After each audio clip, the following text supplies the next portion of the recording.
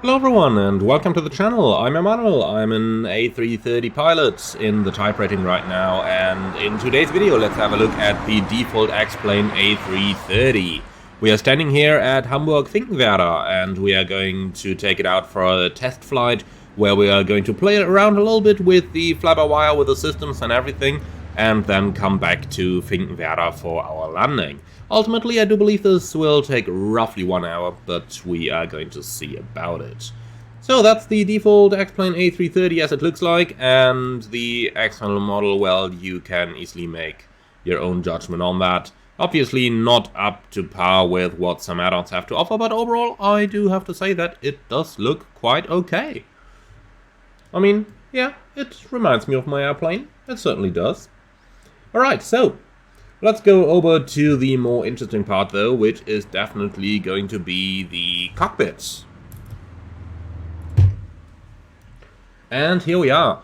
So, airplane is cold and dark, and we can start setting it up right now. So, I'm going to apply the real A330 procedures to the greatest extent possible. I don't yet know how many limitations this simulation has, because it is the first time I'm flying it. So let's just about see about it. So we start with the preliminary cockpit preparation, and the master's off, starter normal. The predictive wind shear here should be off, but I can't click that.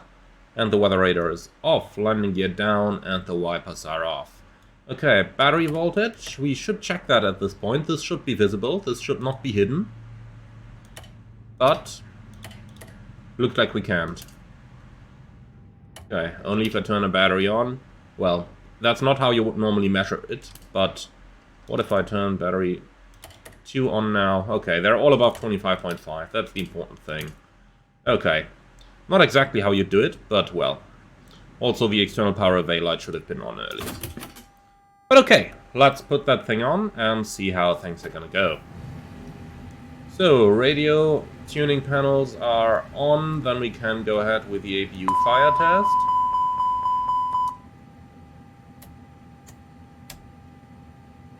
And turn on the ADRs. Now, some of you will say I just turn them on like that. Yeah, normally you do 1, 2, 3 just to get the correct muscle memory. However, since the simulator isn't about muscle memory, just thought I'd mention it anyway.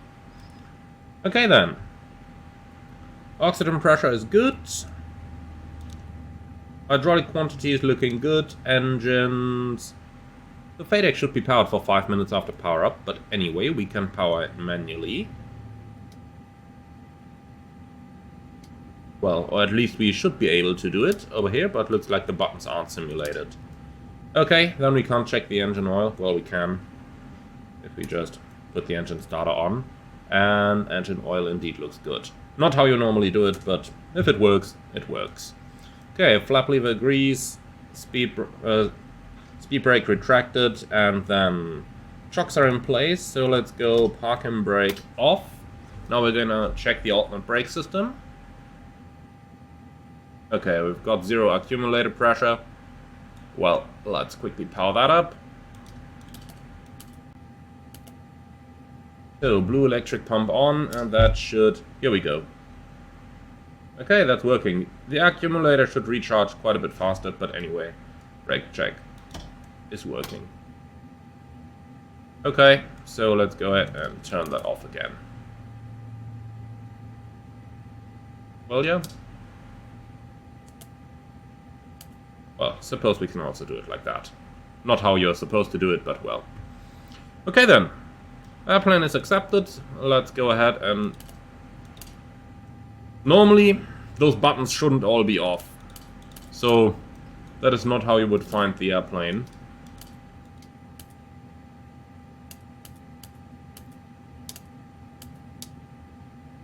But well, if that is how they leave it to us, I suppose we have to live with it.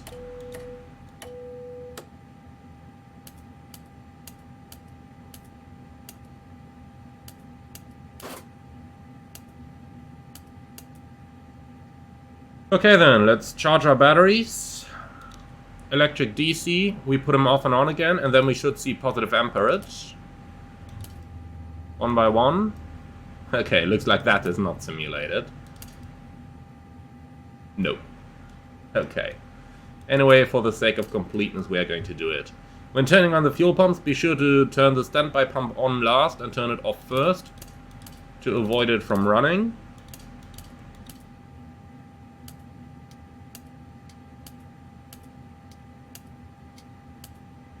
As mentioned, those shouldn't be off in first place, but at least it gives us sort of a nice overview as to what is actually simulated in this airplane.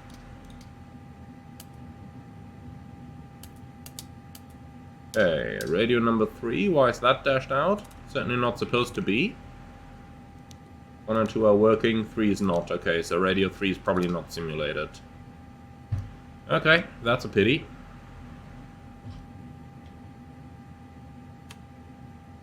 Okay. So, let's see about it. Today's Q&H should be 1015.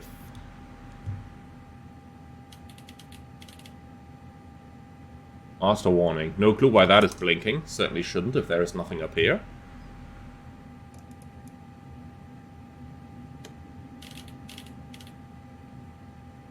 Okay, 1015. Everything here is centered. Gravity gear extension covered. And that's that. Okay. Then let's go further down on the panel. Weather radar is calibrated. Normally I'd set weather plus turbulence up here, but that switch isn't simulated. And the tilt, well, should be automatic. Okay, video isn't simulated. We can, however, lock the cockpit door. And then on the standby, we're gonna set above. And we are flying IFR, so let's go. Well, that is not how you'd operate that transponder. Okay, I believe that's 2000 sat. Normally it would work different, but well, that's fine. Okay, let's go ahead and do our system setup. So, we're in A330-300 Rolls-Royce Trent engines. That is exactly what I will mostly be flying. So, let's go right into it. In it, from Hamburg-Finkenwerder to Hamburg-Finkenwerder. Our alternate is Hamburg-Fuhlsbüttel, that's the passenger one, and we're... Okay, looks like this doesn't know about alternate airports. Fine. So, Airbus 333, cost index, doesn't seem to be simulated, and you shouldn't have the latitude longitude here, that should be separate page. Okay, well, so be it. Then, flight level 290 is going to be our cruise. That temperature doesn't look right. Should be ISA deviation +2. But minus 40 at flight level 200? Yeah, sort of. Anyway, we'll just about take it. No chances to uplink the wind, that is unfortunate. Okay, so, departure, let's see. We've got runway 23 active today with a Weser 3 Whiskey departure. Here it is, insert. And then from Weser we'll proceed to Helgoland, Delta Hotel Echo. And then over there we'll pick up the airway. No, first we'll go direct to Oldip. Okay. So, towards Oldip. Now we pick up the airway. Zulu 998, Econ.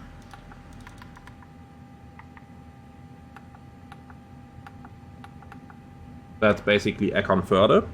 And then Mike 852 Umwup.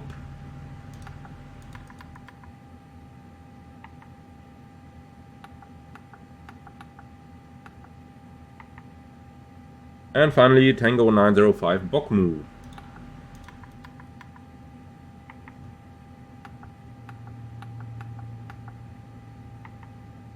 Like that. Okay, and for the arrival, we are going to fly an ILS approach 23, no star, via Bokmu. Insert. Okay, perfect. So, inserting the flight plan worked pretty much like it should. I am positively surprised about that. Can we check it on the plan page as well? Yeah. Okay, so let's quickly go over that. That is indeed what we plan to do. Okay, looks good. Looks really good. Okay, secondary flight plan. Unfortunately not simulated. Well then, let's use the fix page for the engine out.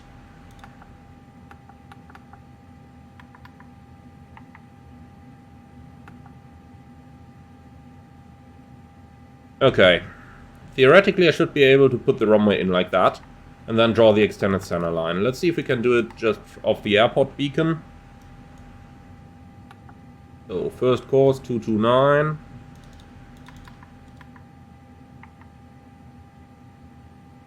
It should draw me the extended center line over here. Maybe it just doesn't because it's... I have no clue where that comes from. Okay, I don't know. That's not how it should look like. I see something on air? No, okay. We should basically get a green extended center line over here. Or a blue one, sorry, not a green one. Okay, well, in that case, let's go ahead and store the route. Enter file name. Okay, normally it automatically does it. But let me just call it stored route 1. That's what the real airplane would do. Route saved. Okay then, let's go ahead to the init page. Interesting zero fuel weight CG there. Okay, well, so we've got 19.6 tons, so that's a zero fuel weight. Normally this shouldn't be here at all. Oh, if we just click on it, it automatically does it. Okay, that's cool. Let's do the same here as well. So what about takeoff speeds?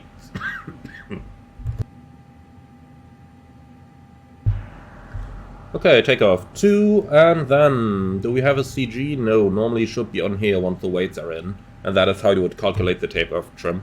But anyway, with the numbers we used in type rating, usually it's something like up 2.5 works fairly fine. Flex temperature, well, runway is rather long, and we are rather light, so let's go 70 degrees.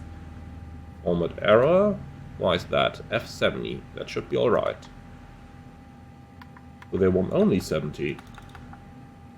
That would be a bug. Yeah, that's a bug. In the A330 you need to write a foxtrot in front of that. Takeoff speeds we don't have. Okay, well at these weights, usually something about this. I'm just taking some rough speeds from my type rating right now because, well, we typically fly around these weights in the simulator as well. But okay, that shall be fine. Then, next phase. No derated climb. Normally that would be up here, and normally we would give that a look as well. But okay, shall be fine. Not a perfect FMS setup, but for a default aircraft, it was able to do quite some things. Well, you should really be able to enter those runway points. That is something we use quite a bit. Okay, anyway, for a default aircraft, that is alright, I have to say. Ain't perfect, but it's default. Okay, let's go ahead and start the APU.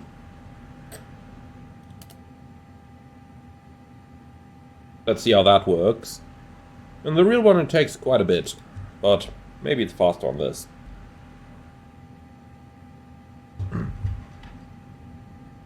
In the meantime, we can start with our takeoff briefing. Yeah, normally it goes flap open first and then starts with the N1, but that's alright. Interesting how the APU generator percentage runs up. That absolutely shouldn't happen. APU generator should stay out until the N1 is all the way up, of course. Okay, anyway, let's go ahead and do the departure briefing.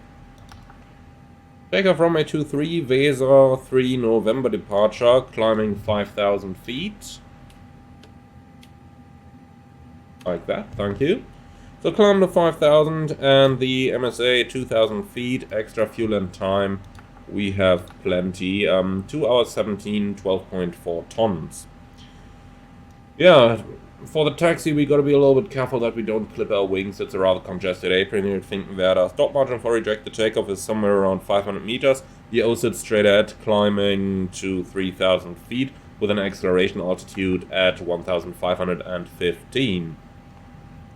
Return diversion considerations, well, basically we are under the max landing weight. We not only got maintenance here, we can build our spare parts if we want to. So immediate return certainly possible. Special operations, well, we'll see about how the airplane is actually going to behave, so not a lot that I could say about that. Threats for the departure, well, yeah, uncertain airplane behavior, so we'll be careful and think about it. Any questions? No? Okay. Cockpit preparation checklist. Gear pins and covers removed. Fuel quantity 19.6 tons. Balanced. Seatbelts on. ADRs.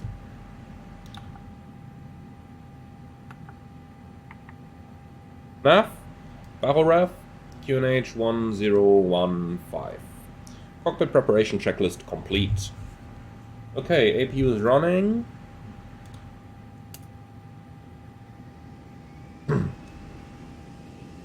The big question, how can I disconnect the external power?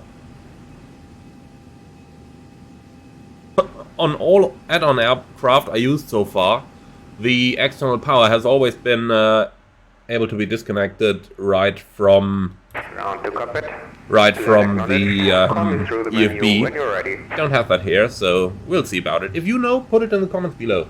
I'm certainly going to be thankful for advice like that.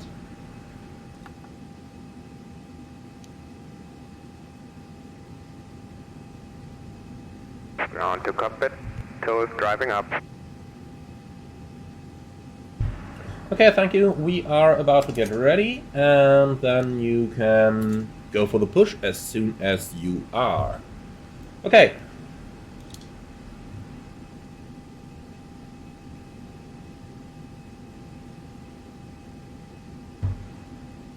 Before start checklist. Park and brake. Set, takeoff speeds and thrust, V1 141, VR 144, V2 149, flex 70. Windows, closed, beacon, on, before start checklist complete.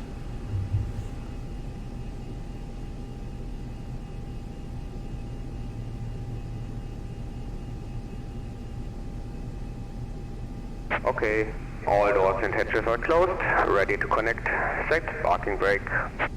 Parking brake set, you're clear to lift us up and report when you're ready.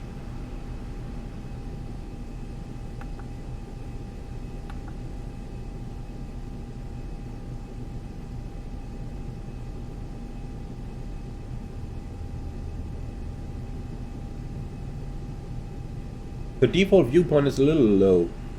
Should be more something like this. You should be able to watch just on top of the glare shield and just the bottom of it. So yeah, this ain't perfect either, but it is fine enough for me.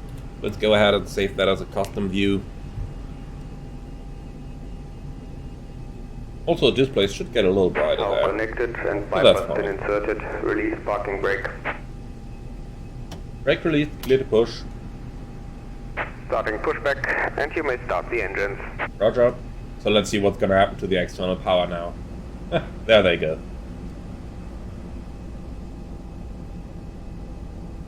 Okay, so engine starting the A330 is rather quick. We don't need to worry too much, so let's get well clear of our parking position before we even attempt to start up.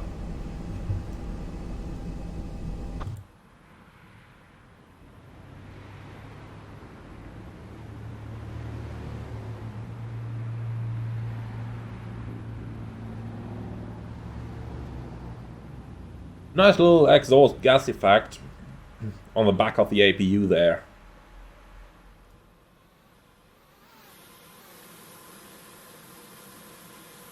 Yeah, that looks neat.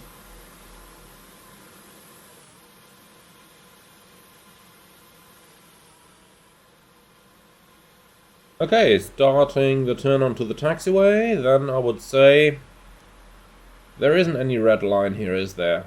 No, and the white lines just end about here. Shall be good enough for me. Let's go ahead and start our engines. On cockpit, starting engines. Okay, engine 1 start. In the A330 we always start engine number 1 first, because number 1 powers the green and the blue hydraulic pumps, And especially the blue one is connected to the alternate brake system, so that should hopefully recharge the active pressure as well then. Yeah. Talk about the double, here I am.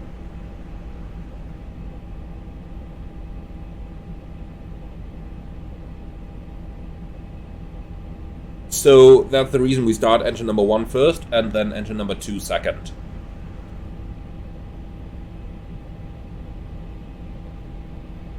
Fuel flow is going a little higher there. It should be something like 280 kilograms during the engine start. This is going to almost 700. That's a little bit too much.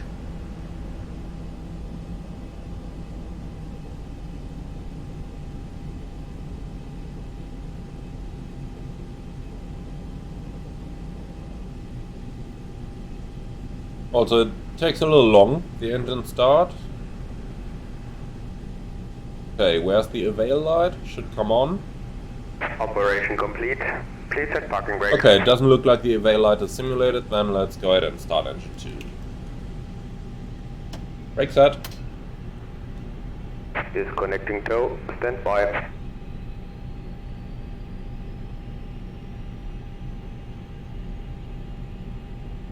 So, N3 coming up, N2 coming up, and N1 should only start to measure at 5% and not at 0. But that's fine.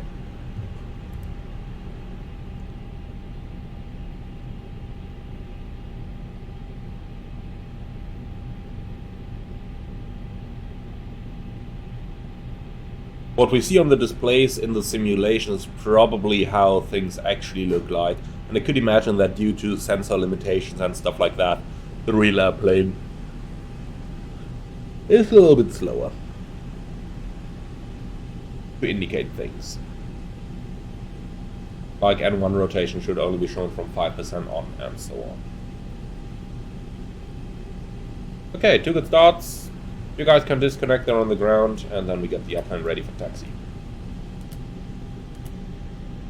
Oh, look at that! We got external power again. Oh, thank you very much. Don't think I'll need it. Oh, how can I arm the spoilers? Aha, that's it. Tow is disconnected and bypass pin has been removed. Hand signal on the right. I'll see you next time and have a safe flight. Thank you very much. Clear disconnect and see you on the right side. Bye. Okay, the trim looks about alright, even though we told it 2.5, but it trims itself based on the actual measured CG, not on what you enter in here. So this looks about alright.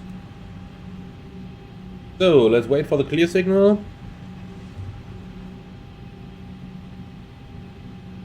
And here we go, pin is seen, thank you, thumbs up, and see you next time.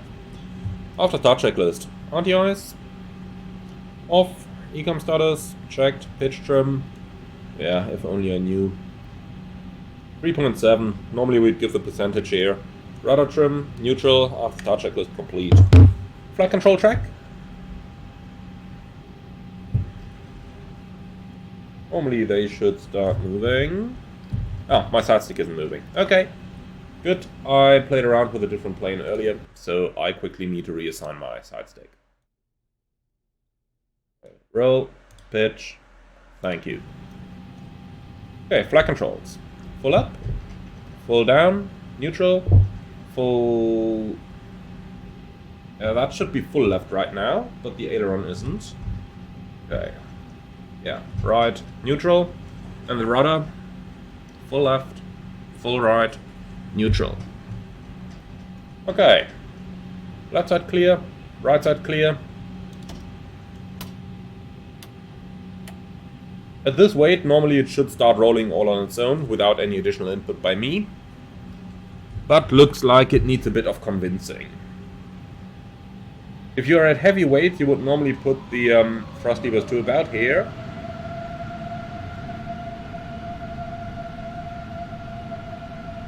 Then wait till you're at 8 knots ground speed and then put them back in idle. And that's going to provide a nice taxi speed. So, 8 knots, thrust levers to idle. Let's see what's gonna happen.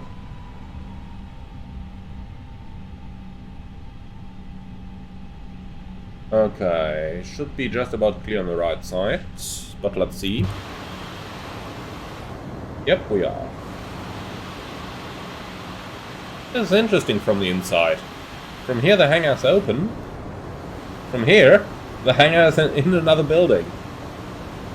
Well, happens, I guess. And we should absolutely not be slowing down right now. At this weight, 180 tons, you should be accelerating in idle thrust.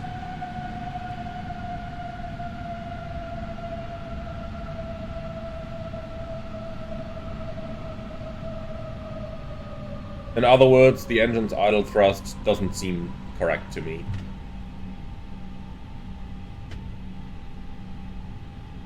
Normally it would roll quite a bit better than that.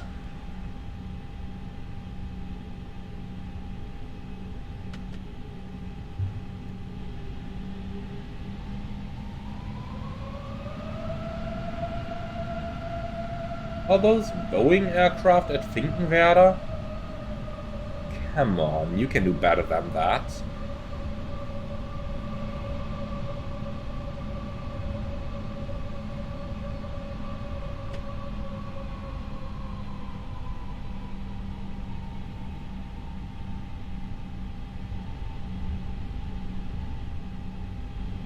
Okay. That's a 777 for sure, isn't it? Certainly is.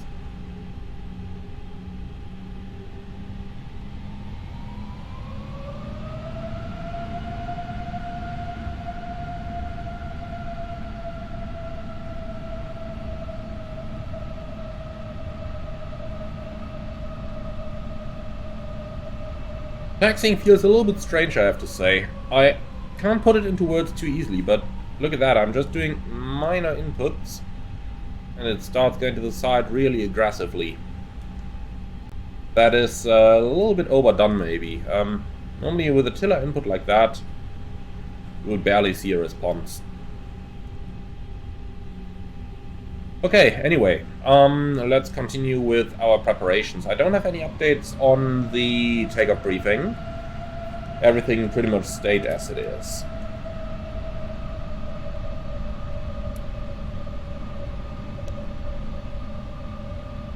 Taxi checklist. Flight controls, checked. Flap setting, config 2. Radar and predictive wind shear, on and auto. Engine start selector, norm. Econ memo, takeoff no blue. Taxi checklist complete.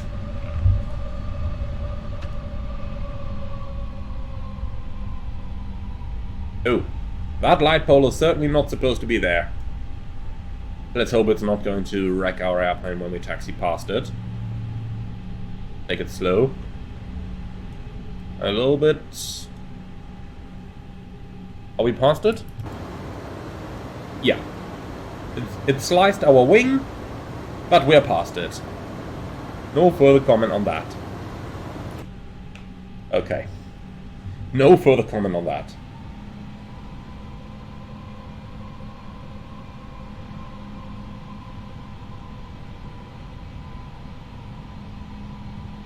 I love it. So, have a safe flight, everyone.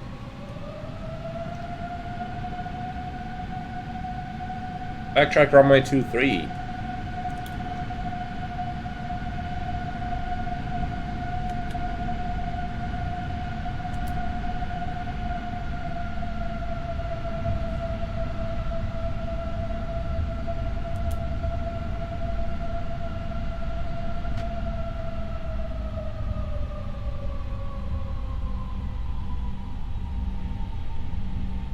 Clear left side, clear right side.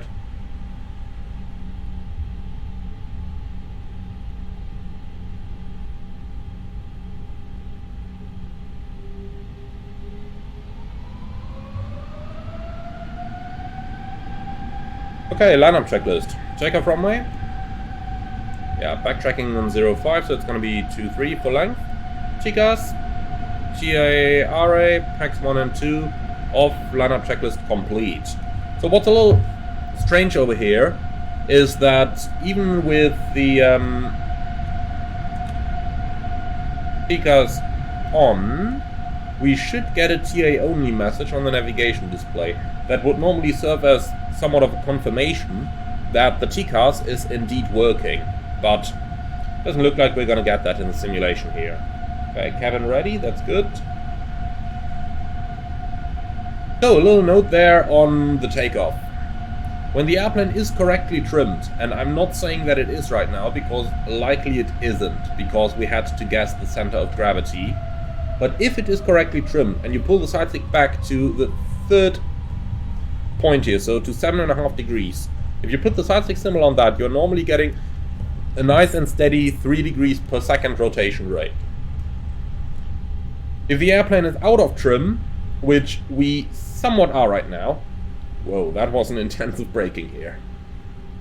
If the airplane is out of trim, then the rate of rotation may of course vary, so no guarantee that just because I'm putting the side stick to the correct position, we are going to get the correct rotation rate. But that may not be down to the simulation, but that may indeed be down to our setup of the aircraft. And due to the fact that we had to guess the trim values. Okay, cleared for takeoff.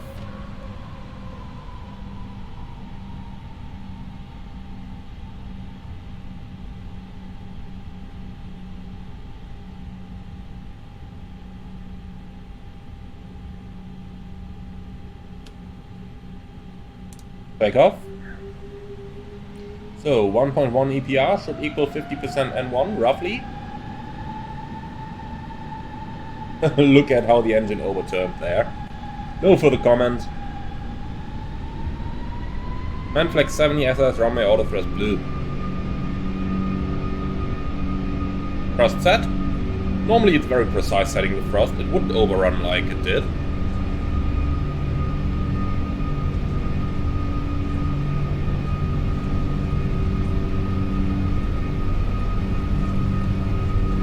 .100 knots, checked.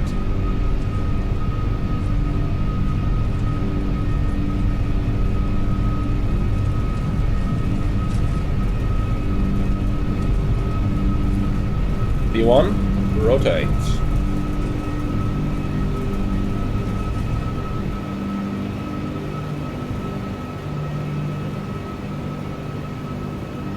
Positive climb, gear up. Okay, 15 degrees pitch is usually what we need right after takeoff. This is losing a bit too much speed, so it looks like at that flex temperature we don't have sufficient thrust. Those 12.5 degrees pitch that we see right now are normally rather for engine failures instead of a 2-engine takeoff. So a bit too little thrust there, it seems.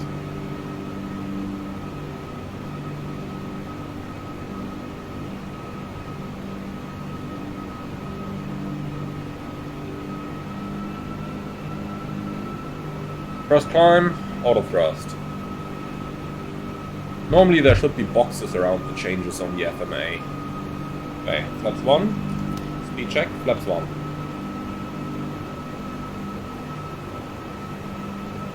Flap 0. Speed check, flap 0.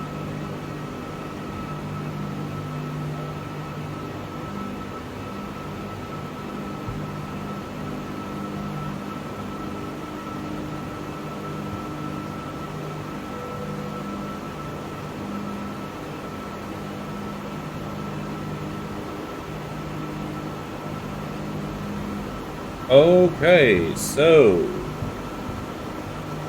the fly-by-wire is a little bit too accurate.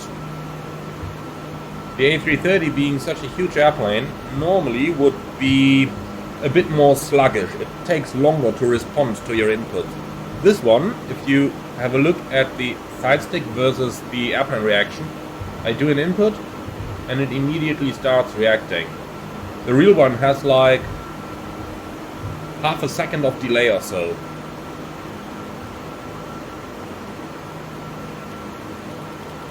Okay, let's continue the climb. Flight level 290. 29,000 blue.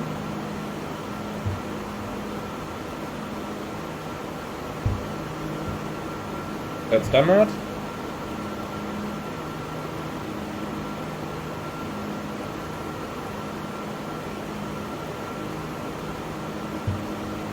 Done a cross-check, passing flight level 60 now. Checked.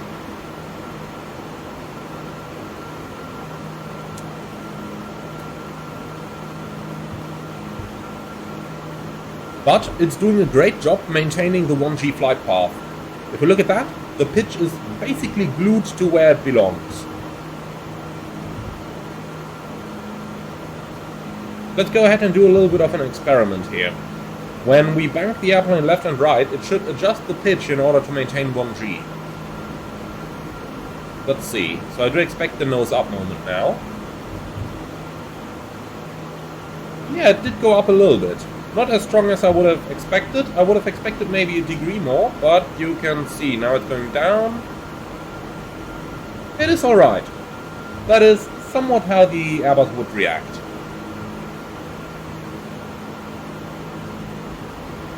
It is alright indeed. Only the time it takes to react to side stick input is a little bit too long. Okay, passing 100. Let's follow that flight director. Or did I just say the time it takes to react to the side stick was too long? It's the opposite, it's too short, sorry. It reacts too immediate.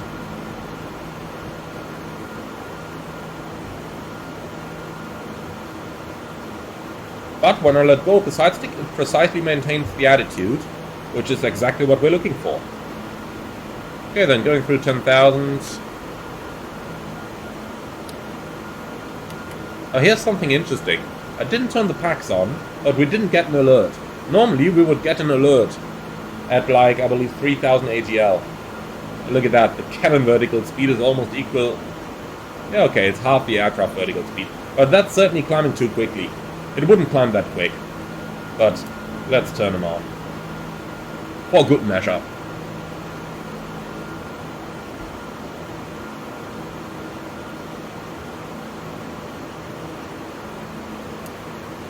Okay, that's both packs on. Passengers, yeah, we can release them for now, but we'll certainly strap them in again later. And ground spoilers shouldn't be armed anymore. That's where the pilot monitoring would come in really handy. Unfortunately, we didn't have one, but that's fine.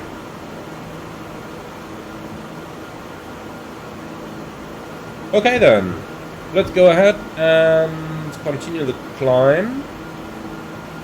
Now that's interesting. It still shows 29,000 up here.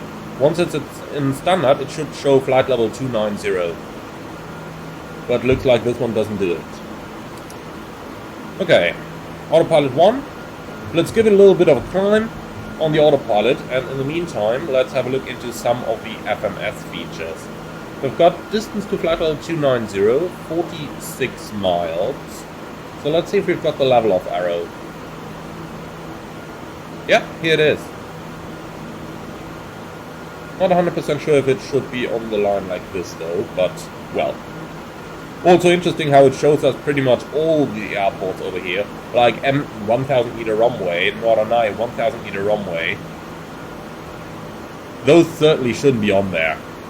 I'm not 100% sure what the filter is in my airline. I believe it's something around 2000 meters or so, but it's probably a custom database anyway. Okay, so well, 43, yeah, that somewhat matches up. Nav 8, let's see what it tuned there. Alpha Lima Fox is a DME close to Hamburg. Bravo November Delta, I'm not 100% sure what that is. It looks like both of them are DMEs without any VORs. Now there are plenty of VORs in the area here, so normally it should tune a VOR, not a DME. I guess that's complaining on a high level, seeing that we're flying a default aircraft, but then again we're trying to measure it against, you know, the airline standard. Second flight plan doesn't work, optimum 385, we're on a plan at 290, I'm totally happy with that. And that is all we need indeed.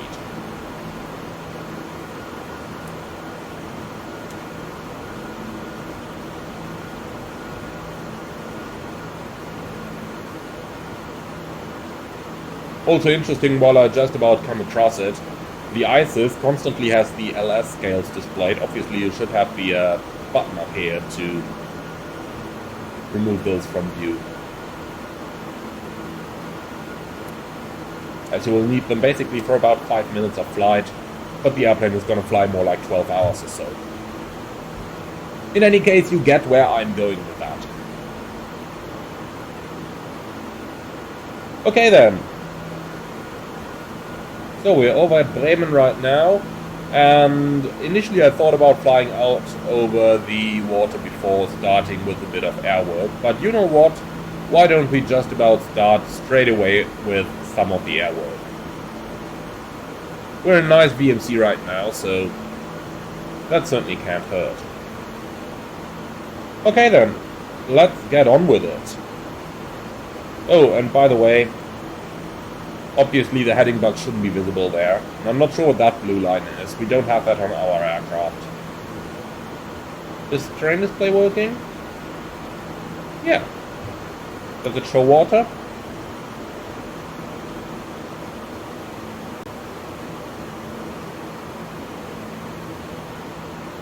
No.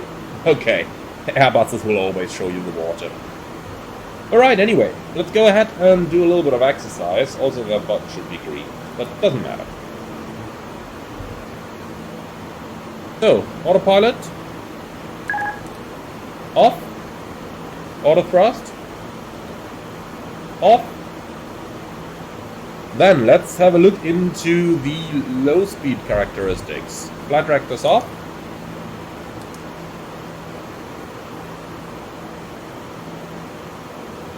So first thing, let's see how much G-loading we can get out of it. Normally it should show the G-loading right down here. I'm giving full aft stick right now.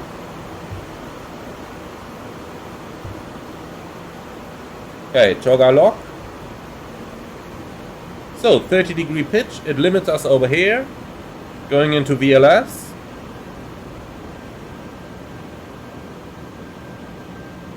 Speed. Alpha prod, now it should pitch down, but we can override it, that's alright. Speed. So below 25 degrees of pitch, the flight directors should come back on, at least since we have some FMA showing there. And at Alpha Max, it takes the nose down. That is alright. I'm still giving full backstick, just so that you know, and that you can see it. Speed. And that is alright. Speed. Okay, let's get out of it again. So let's try the same the other way around. First of all, let's get out of toggle lock. Thank you. And why are those FMAs on with the flight directors off? That shouldn't be the case. Okay, that's better. Okay then, let's try the other way around. Let's go 15 nose down. This is still full side stick forward. Here you can see it. It's full forward. And it's limiting us. So let's see if we can push it into the overspeed and how far we can push it into the overspeed. So I'm letting go of the stick now. The stick is back in neutral.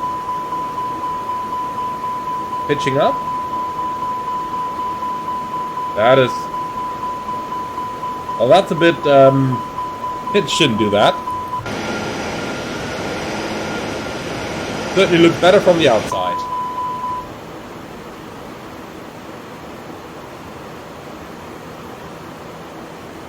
Okay. Let's try that once more. This time I'm going to hold the stick all the way forward. When I do that, we should be able to go to something like 320 knots or so. Oh, sorry, 20 knots into the overspeed I meant, so let's see about it. And that should stabilize that.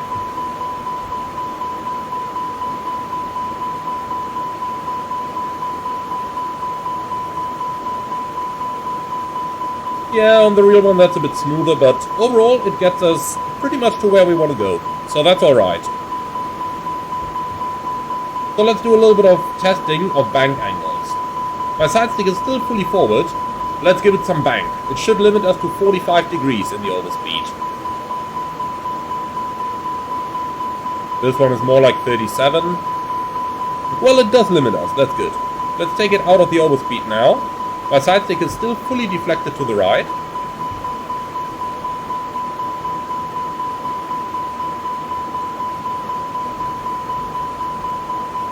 Okay, getting below the limit. That's 45 past. Now we should be able to go to 60. My stick is fully to the right. It should go to 60. That's the reason we have the green symbol there. Okay, and stick back to neutral. Should be 33 degrees angle of bank.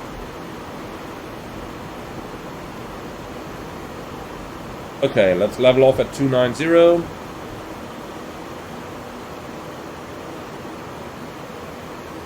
Interesting how quick the EGT is to respond there. Look at that. Look at how the EGT goes down when I reduce thrust. That's certainly not how it is supposed to work. Let's do the opposite side. Also, they take pretty long to accelerate there. The real ones are quicker, even at this altitude. The Rolls-Royce engines are really good there.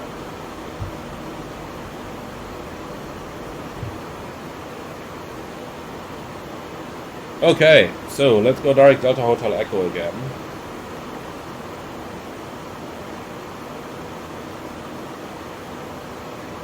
Nav obviously shouldn't be active with the flight directors off. But let's turn them back on. So,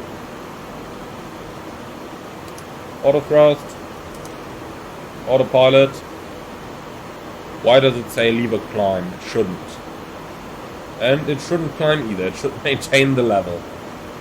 Okay, well that is not correct. That is not correct.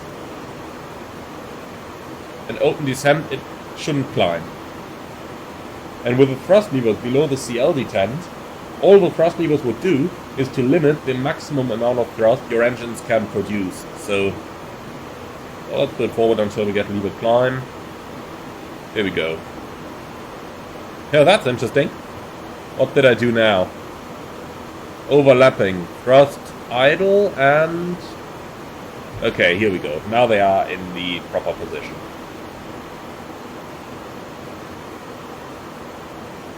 Okay, with the engines that slow to react, I want to see what's going to happen now when we level off.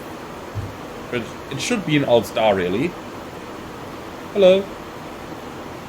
What is it doing now? Come on, you gotta level off, my friend. Hello? And what's that? Why do we get an amber 29,000?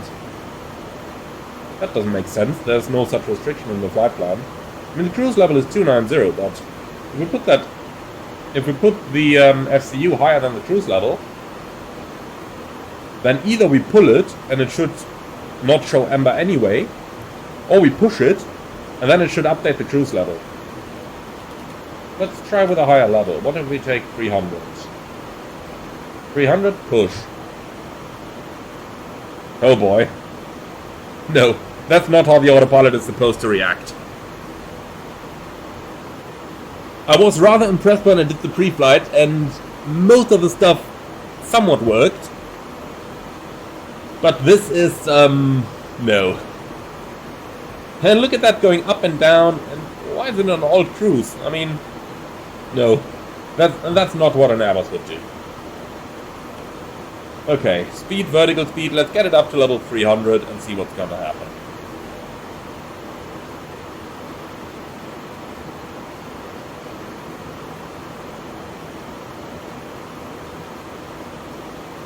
Mark?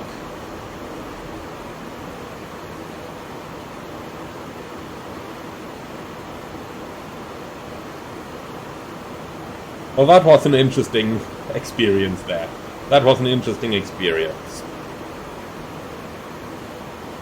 Also interesting, just while I notice it, destination estimated fuel on board 16.6, actual fuel on board 16.9. We are certainly going to burn more than 300 kilograms. We are certainly going to burn more than that.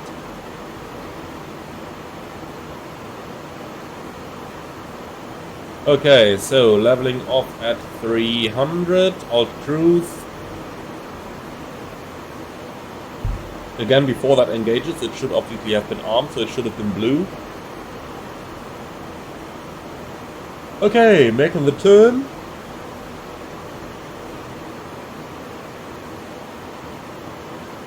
Let's see it from the outside.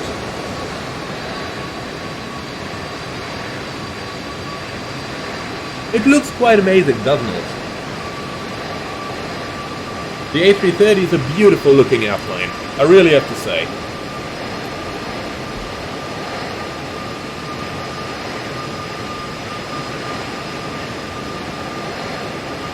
It really is a beautiful looking airplane.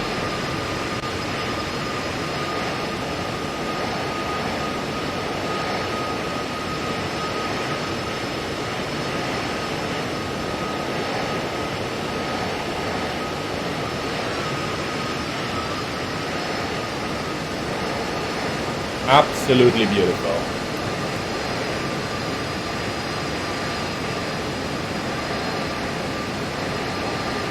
I could really hop in there and fly that right now.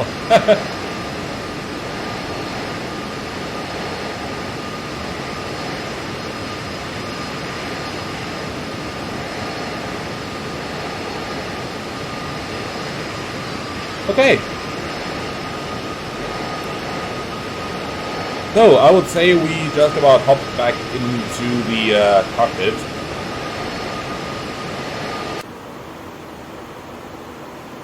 Looks like it overshot the turn a bit. I was surprised already why it was turning for so long. I mean, I knew we had quite a bit of a turn to do, but didn't think it was that much, that long. Well, anyway, let's go ahead and have a little look into some of the arrival planning and what we got in the magic box over here.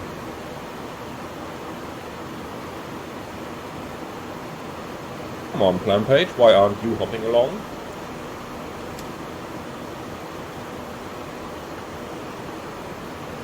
I should be able to scroll forward and backwards on the flight plan page over here.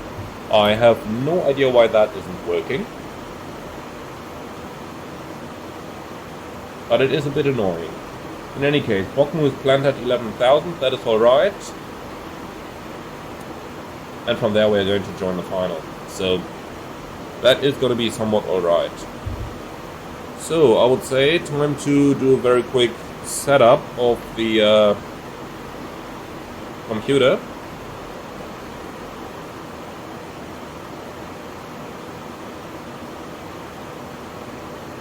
Okay,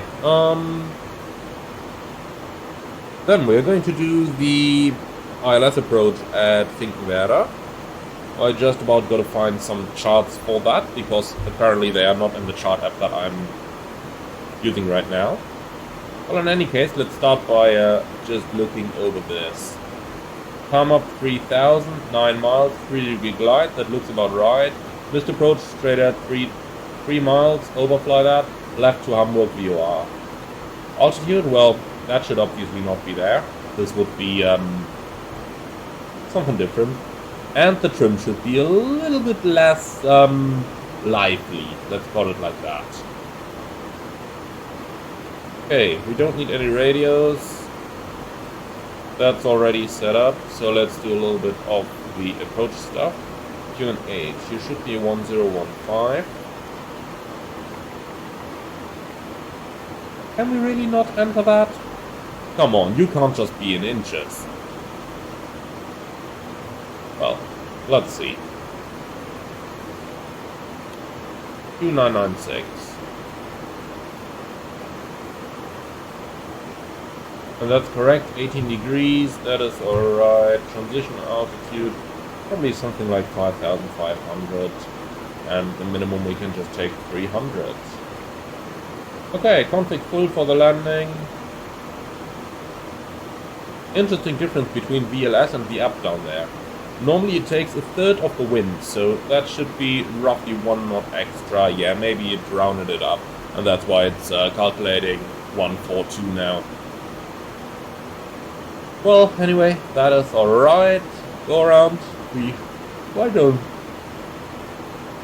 We should certainly have flap protection and slat retraction here.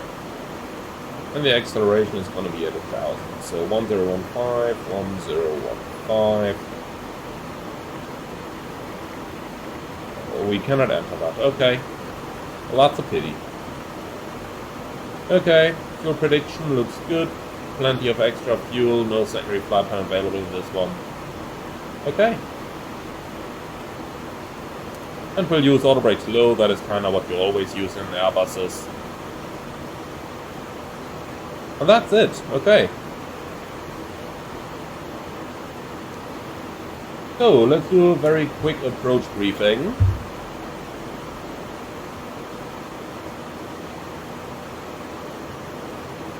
MSA for the approach in the region of 2100. Bottom arrival for an ILS approach runway 23 is what we've got in the magic box. Minimum MDA 300 and go on trajectory straight ahead to 3 miles and then a left turn to Hamburg, climbing, well, let's make that 4,000. Extra fuel and time 10.3 tons, 1 hour and 54 minutes. The guidance for the approach is going to be all managed. We did some manual handling exercises already, so let's see how the airplane is going to fly itself. Our landing clock's full, stop margin about 1 kilometer, maximum reverse thrust will be used and the auto brakes are set to low. We will probably have to backtrack the runway and we're going to taxi back to where we came from. No specials, nothing non-standard. Do you see any threats for the arrival? No threats. Okay, arrival briefing complete.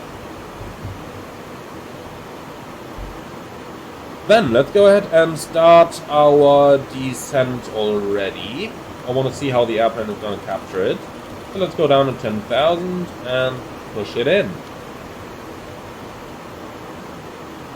What's it doing now? Set and push it in. Alt star. No, certainly no alt star. And why did it take 29,000 again? What's it doing now? Oh, I think I know what it didn't update the cruise level. So is it gonna level off at least? With a nice little altitude bust. Okay. Keep calm, it's not a toeless airplane, it's just a default aircraft. Now it tells me to decelerate. Yeah, come on, I told you a couple times to start the descent. Here we go, descent alt 10,000 blue. Well, that was interesting. That was interesting, to put it that way. So, lights on. Well, let's have a quick look through some of the other parts of the airplane then.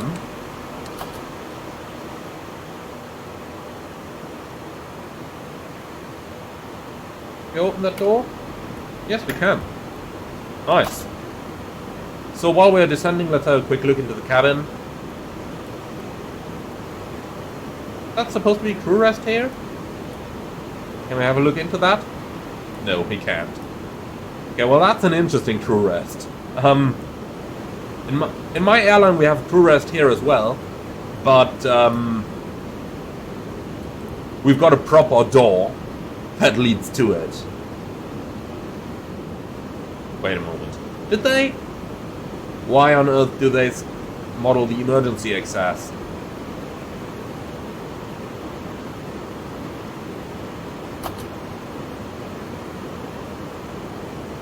God damn it. Why does any developer model that? Safety equipment should absolutely not be modeled.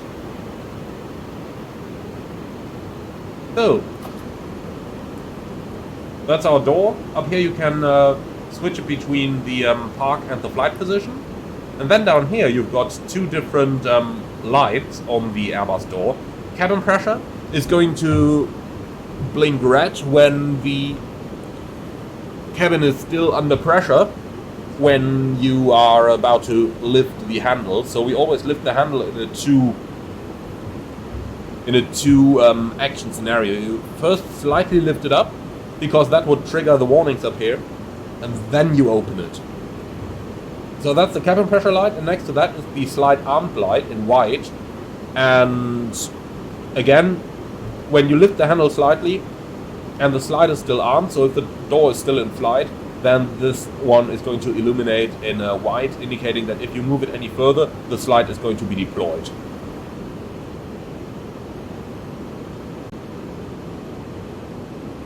So, let's have a quick look into the cabin. Are the toilets simulated? Always the first thing. Vacant, but can't open it. Can we enter it anyway? No, okay. So that's our first class, I suppose? That certainly looks alright, I would fly here. Even though probably not for the money they will ask.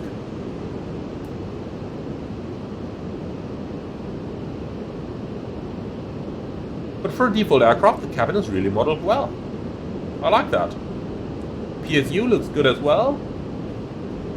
Signs are both on. Looks good, even though that might obviously just be static. Okay, business class. Looking alright as well. Good 3D models. Let's take a close-up look at one of those seating positions.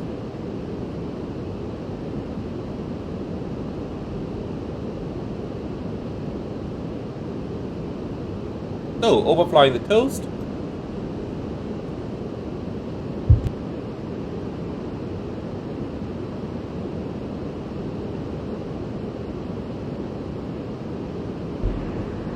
Yeah, looks alright. I mean, textures could be a little bit sharper, but I suppose for it just being a part of the airplane that you barely ever see, that is gonna be alright. Okay, let's go a little bit further backwards. That's the mid-galley, and now we've got two sections of economy class coming up over there. But you really get the feeling for how big the A330 actually is over here, do you? Oh, it's even 3 sections still coming. Oh man, what did I just say? So even more business class up here, all the way to the beginning of the wing. That's neat. But look at that, we already made quite a way through the plane. Okay, well, then let's continue backwards over here and make our way all the way to the economy class. Overall, some pretty neat cabin modeling here, I have to say. I really have to. Even for a pay airplane, this would be quite a good standard for a cabin. Maybe without the holes up here. And I can certainly imagine one or the other developer who could learn a little bit from that. Seeing that as default, that is quite impressive, isn't it? Okay. Still some rather large seats, so I suppose this is probably the premium economy up here. Yeah, it certainly is with that leg room. So let's move further backwards and see if we can find a standard economy as well. I mean, this is really... Come on. This gotta be premium economy. This can't be economy.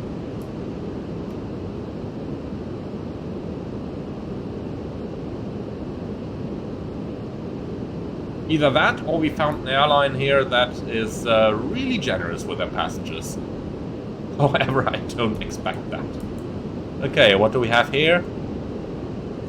Well, that's again quite a bit of space there, quite a bit of leg room. Same on here. Okay. Well, that is well, didn't expect that. Okay, then let's move back to the cockpit. Here we are, and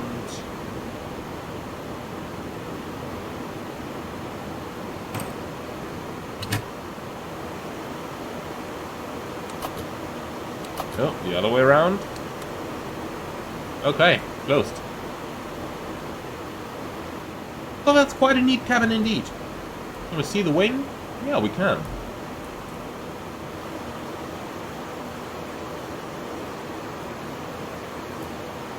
So, let's have another look into the flight model over here. Around 280 knots, 1,700 feet a minute. The pitch down seems a little bit excessive here. Normally, in the A330 you don't go below the horizon line.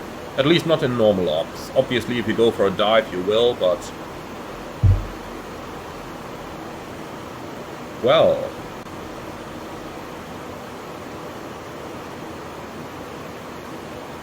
okay, so... where is Hamburg-Fuhlsbüttel Airport? Because I don't want to accidentally overfly that.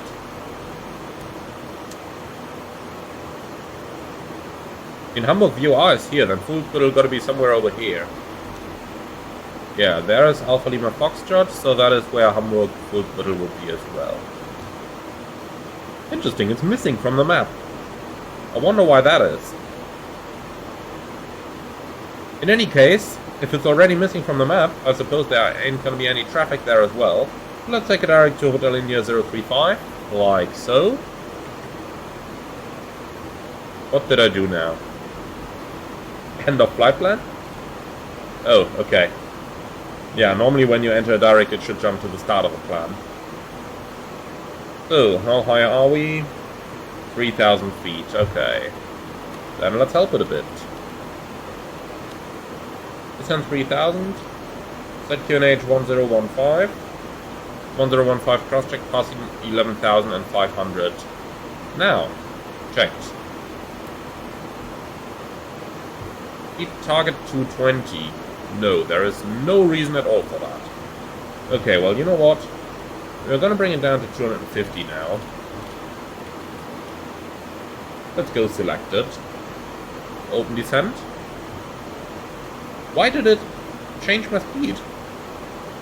Wait a moment, I gotta try something. Okay. Oh, here we go. Descent. Let's pull it again. And it adjusts the speed. Nope, that's not what the others does. Two different knobs. They don't interfere with one another. Okay, let's give it a bit of a speed brake. Normally with a speed brake fully out, you double either your rate of deceleration or your rate of descent. So picking up 2,500 feet should certainly not be much of a problem.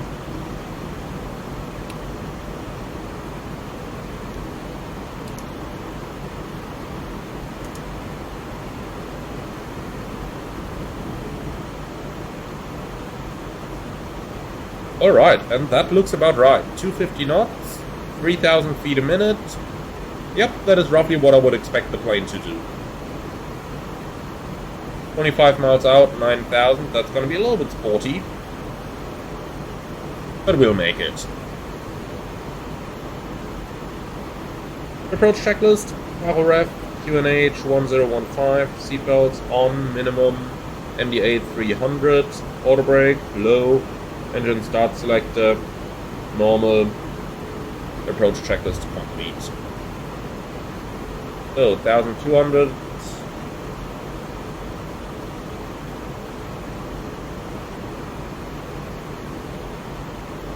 So we are nicely getting back onto the VDAF. Just my frame rate somewhat went down to the basement right now. Look at that. Now it's working again. Sometimes happens when auto is reacquiring its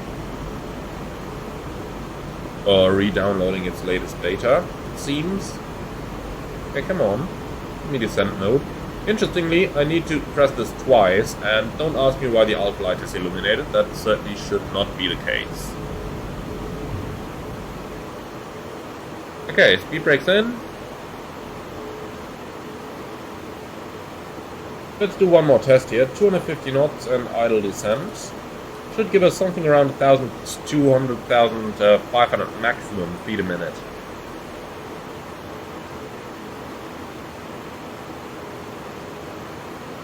Also, why the glide slope light is illuminated over here, I have no idea. It absolutely shouldn't.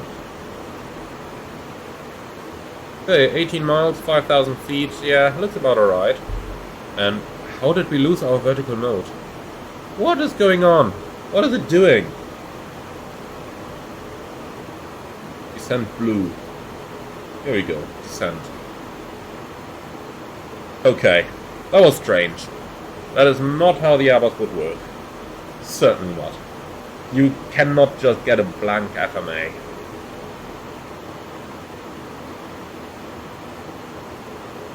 Okay. Cleared approach. Block star. Why is it turning left? You aren't supposed to turn left. Did we just arm nav? Or have nav active and glide stop armed? Oh boy. Approach. No, no, no, no, no. This is absolutely wrong.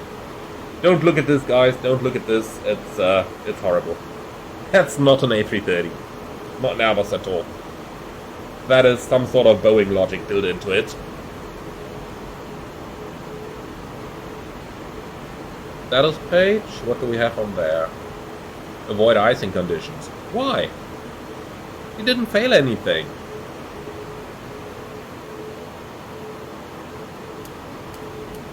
The anti-ice working? It is. Why should we avoid icing conditions? What's wrong with that? Oh boy. Certainly doesn't seem perfect yet. Okay, there's Hamburg full spittle down there. And why can I set my heading when the airplane is established on an ILS? That window shouldn't be open at all. This should be dashed. Okay, no comment on that. Flaps 1. Speed check, flaps 1. Okay, we've got Glasgow capture.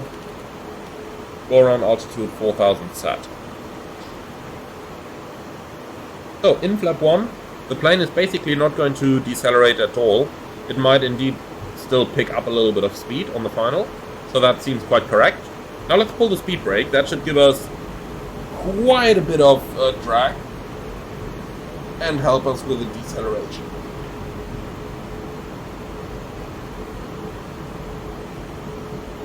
Yeah, that looks about alright. Gear down. 2,500. Why did the autopilot come off? Hello? I might accidentally have hit the trim button. The gear is taking pretty long, but here it is, okay. So, speed brake is back in.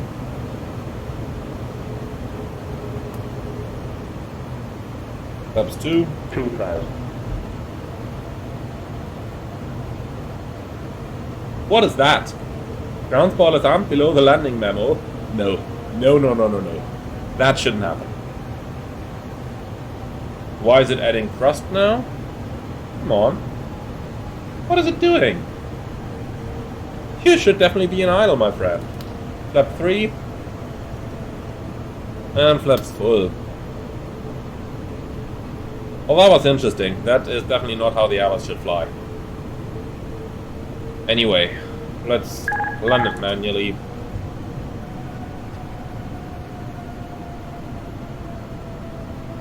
Why is auto thrust armed?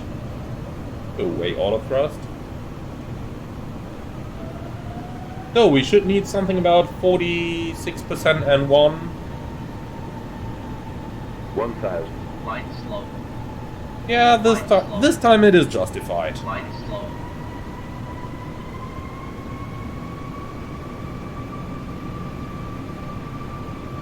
So, pitch should be roughly about 2.5, 3 degrees.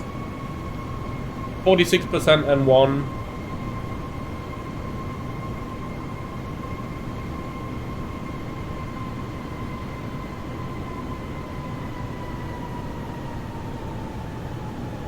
These pitch and power values are horrible.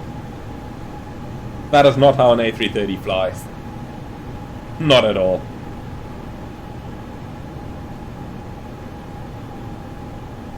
Maybe this gets better now. Yeah, the pitch is too low. 500. The pitch is definitely a bit too low.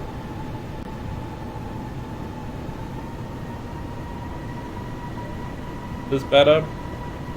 400. Somewhat.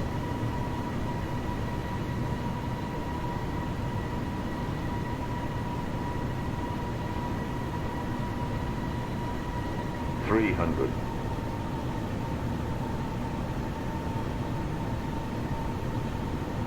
200. Why didn't it say minimum? 100. Light slow. 40. 30. 20. Re-10. 5. That was an interesting experience. Okay, can we get reverse somehow, please? No? Okay, well, then we're gonna do it without reverse.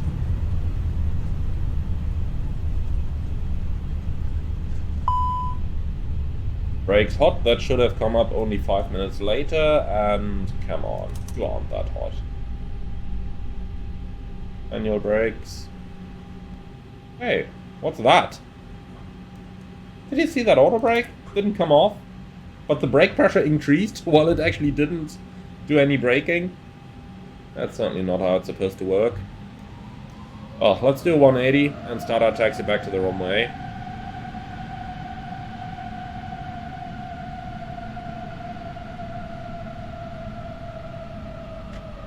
So, shortest way for a 180 is to wait until we are physically above the runway threshold, like now, and then we go all the way over. Should need about 46 meters of runway, and this actually looks alright. The nose gear still on, yeah, tiny bit off, but still on the paved surface. But that's alright, I believe this is a 45 meter runway. We should need 46, so that actually looks alright. I just couldn't be bothered to taxi it all the way to the end now, and wanted to do the 180 right here.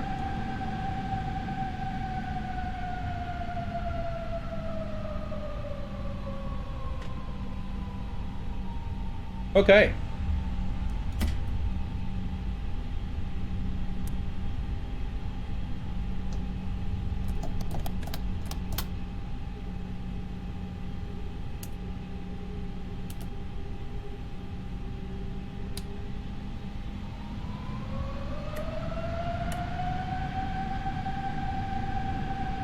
Far too much stuff happening at the same time here, isn't it?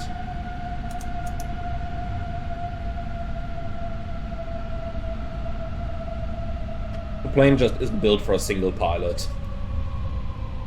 Okay. Left side clear, right side clear. Let's take it over to the right.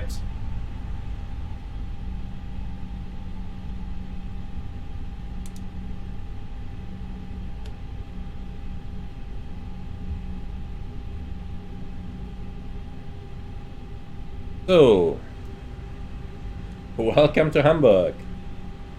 Oh, thank you very much, my friends.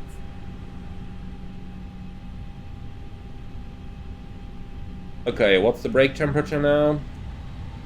325. Oh, it's cooling already.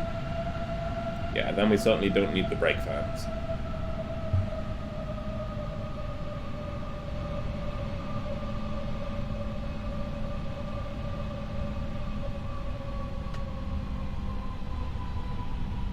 Okay. Here's the runway after landing checklist. Radar and predictive wind shear, well, off and not simulated. After landing checklist complete. Then we can clear the brakes hot as well. So, do we have a marshal anywhere? Doesn't look like it, so we've just got to park it ourselves.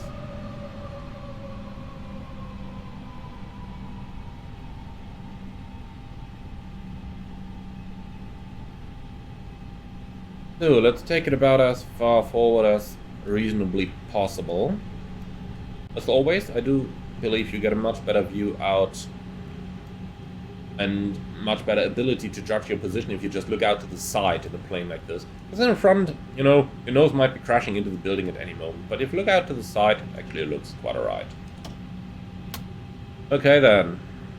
The APU is running, APU bleed on, and engines off.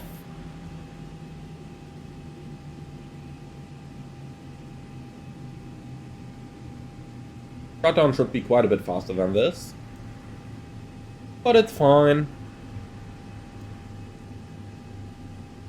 So when turning it off, standby pump first, then the main tank pumps. Pretty much like that. That avoids the standby pump from starting to run. Okay, so cabin crew, all doors in park. This takes way too long to shut down. This should be so much faster.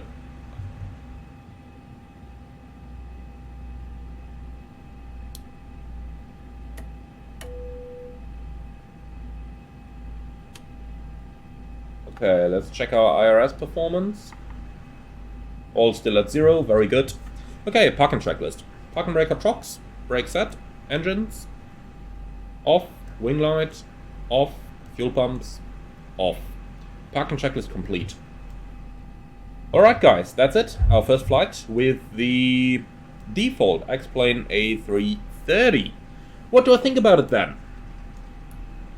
Well, it's a default airplane, and it certainly shows. Now the model actually looks quite alright, especially when looking at it from a little bit of a distance, like we are doing right now. So this actually looks quite alright. The sounds, well, I don't really want to put too much emphasis on that, just because I haven't flown the actual A330 too much yet. So, for that reason, I don't want to comment on the sounds. Flight model-wise, well, it is, you don't have the inertia of the real plane in this one.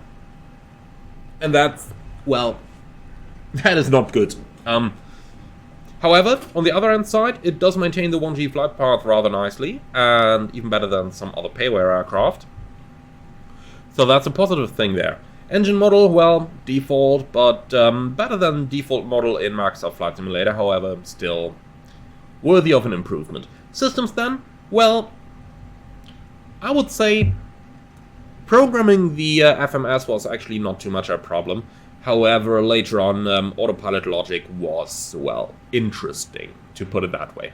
The protections kind of worked, that was alright, and overall, I'd say that, yeah, it is a default level aircraft. However, default has improved quite a bit since 2006, when I got FSX for the first time. Default in there was certainly something different than default is in here right now. So, can you fly it from A to B? Yeah, you can. Is it study level?